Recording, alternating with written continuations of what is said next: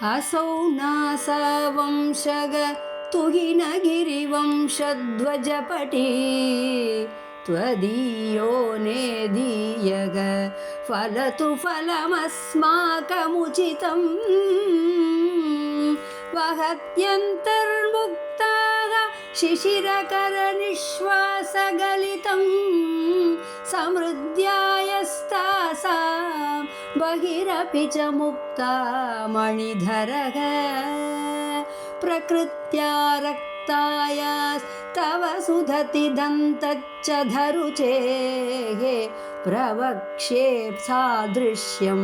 जनयतु फलं विद्रुमलता न बिम्बं तद्बिम्ब प्रतिबलन रागादरुणितं तुलामद्यारोढुं कथमिव विलज्जेत कलया स्मितज्योत्स्नाजालं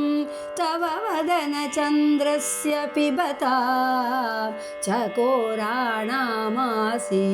दतिरसदया सञ्चुजडिमा अतस्ते शीतांशोः अमृतलहरी माम्लरुचयः पिबन्ति स्वच्छन्दं निशि निशि भृशं काञ्चिकधिया अविश्रान्तं पत्युः गुणगणकताम्रेटन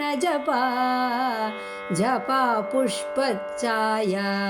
तव जननि जिह्वा जयति सा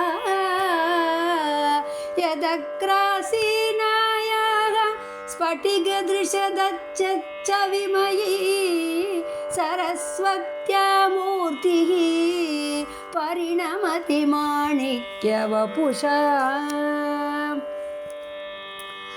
रणे जित्वा दैत्यानपहृतशिरस्त्रैकवचिभिः निर्वृत्तैश्चण्डांश त्रिपुरहर निर्माल्य विमुखैः विशाखेन्द्रोपेन्द्रैः शशिविशदकर्पूरशकला विलीयन्ते मादः तव वदनताम्बूल कबलाः।